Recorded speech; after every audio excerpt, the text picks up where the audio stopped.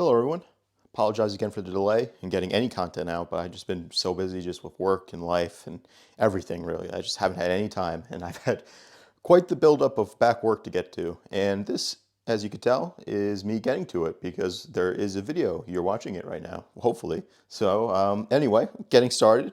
I've been actually commissioned to build just a basic PC. So nothing crazy, no GPUs. It's not going to be a gaming computer.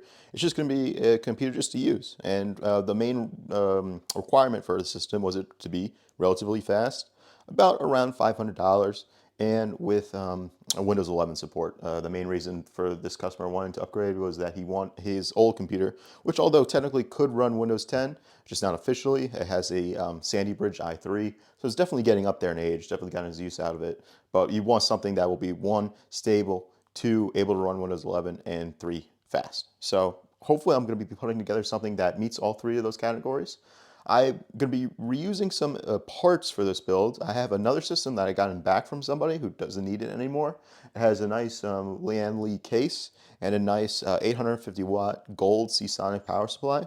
So much like the average user upgrading their machine, we're going to be reusing the case and the power supply from that build. Helps them, save some money on the build, because really these are the components that matter, and the power supply. And in this case, we have a pretty good quality power supply that we could reuse for this build. Most people who are upgrading their PCs or into PC gaming or just building PCs themselves will be going this route where they keep some of their components and upgrade things like kind of rolling wise. In this case, most of everything is going to be new except for those few components. So starting off with the components, we're going to be using an i5 12400. So I went with an i5 over the i3. Oh, if I can actually show it. So the i5 12400 just rolls right off the tongue. I went up with the i5 instead of the i3 because I think 4 threads, even with hyper-threading, four cores with hyper-threading, so 8 total threads, is still on the little low side nowadays. So you at least get 6 and 6 physical cores and 12 physical threads. These are all performance cores, obviously, and it will give some more longevity to it. This is only about like $140 on sale, so not a bad price. We're going with a DDR4 based platform because DDR5 is still kind of relatively new. So we just have, 16 gigs of basic 3200 megahertz Corsair DDR4 memory. Nothing special. This is dirt cheap nowadays. I think it was like 40 bucks or something like that. I remember when, just recently memory prices were very expensive. Now they're not expensive at all. One thing that's a little bit interesting is I got a 1 terabyte SSD. This is the version that came with the heatsink. It was a little cheaper than the one without the heatsink. The issue, not an issue, I just have to remove it, but the board does have a heatsink for the M2 drive on the motherboard. So I'll just make sure to take that off when I do the build.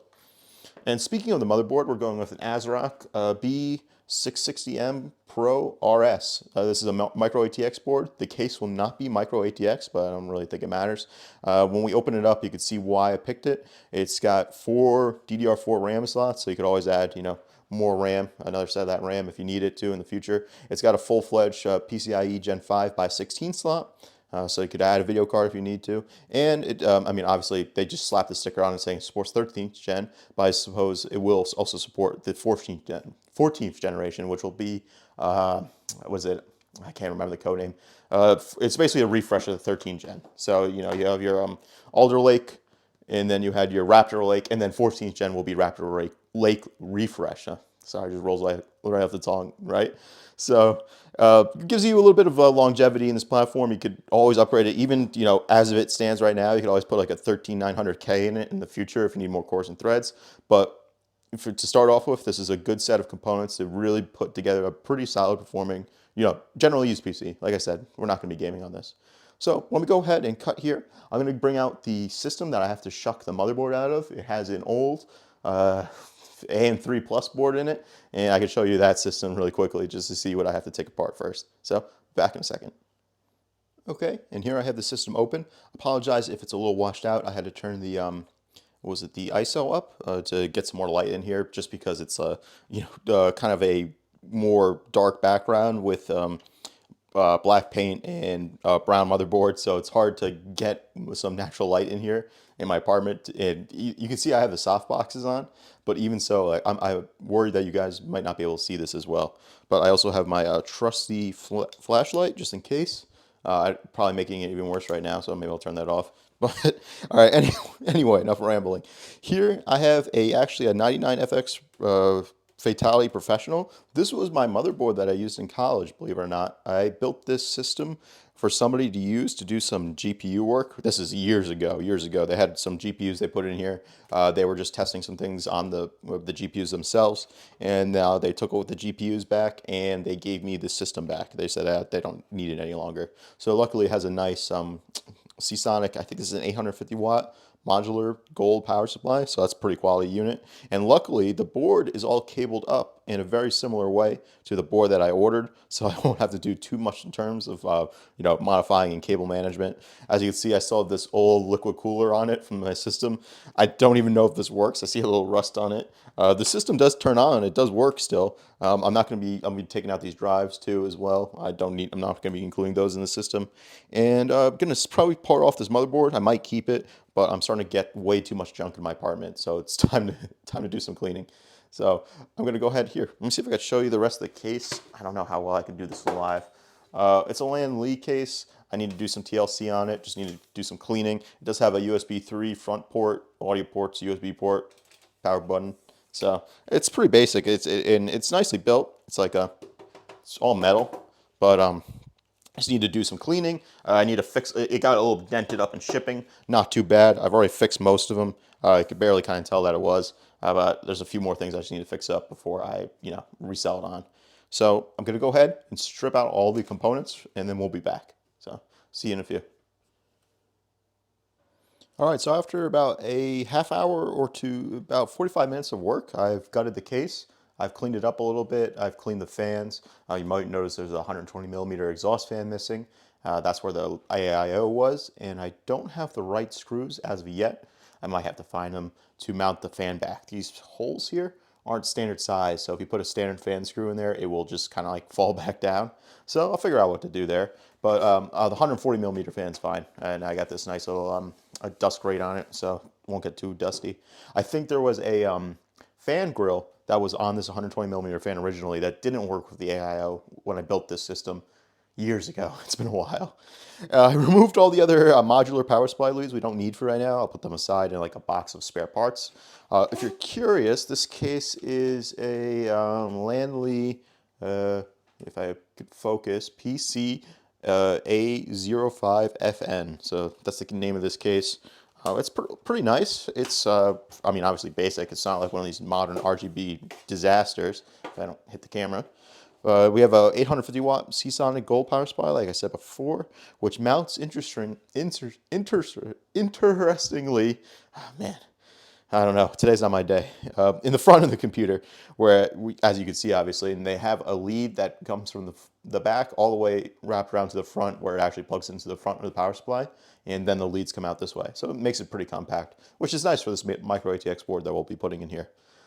Speaking of the micro ATX motherboard, let me go ahead and get that out and start prepping it to put in the system. So I'll be back in a few seconds again. Thank you. Just like magic, we have basically the whole computer set up. We have our CPU installed. I have to say, Intel stepped up their quality with these stock heat sinks. They feel a little bit better than the old junky ones in the LGA 775 days and the first and second gen, or I guess technically, yeah, first, second, and third gen Core series. Still have these terrible plastic push pins for mounting, but they seem to be a lot better than I remember them being. We have a RAM installed. Nice on the sell screen that they include which slots to include them in first. So you need to do A2, B2. Got the fan all cabled up. I got our SSD installed. I kind of like the nice Samsung SSD logo instead of the M2 Armor. That was, the default heatsink. Again, I happened to get this on sale, so it was a little cheaper than the one without heatsink for some reason. So just put that in there. You could obviously have put it in this Ultra M2 slot, but this is a PCIe Gen 3 base slot, where this is a PCIe Gen base 4 slot. And you want to obviously put your PCIe Gen 4 drive in the PCIe Gen 4 slot. So you have your by 16 slot, by 1. I believe this is a by 4 PCIe Gen 3, but physically by 16. I also had a spare AX200 Wi-Fi card in my collection, so I installed that, and I have the pigtails to go with it. So I'll go ahead and add some Wi-Fi and Bluetooth. They're a little long, so I'm gonna need to make sure to cable them up.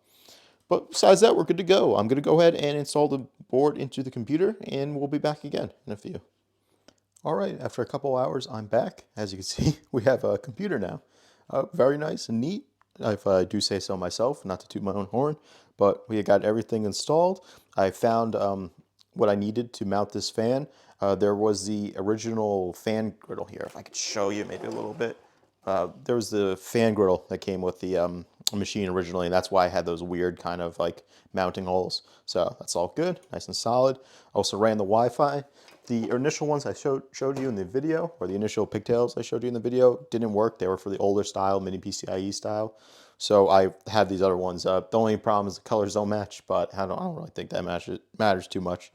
Besides that, we got everything else hooked up. We got our SSD still, you know, our CPU installed, our RAM, USB front for the case, USB 3 front for the case, power, one SATA cable for the DVD drive, fan header for this fan header for this fan, CPU fan header for the front fan, and that's about it. I have it all, the power leads all cabled up and the audio jack installed.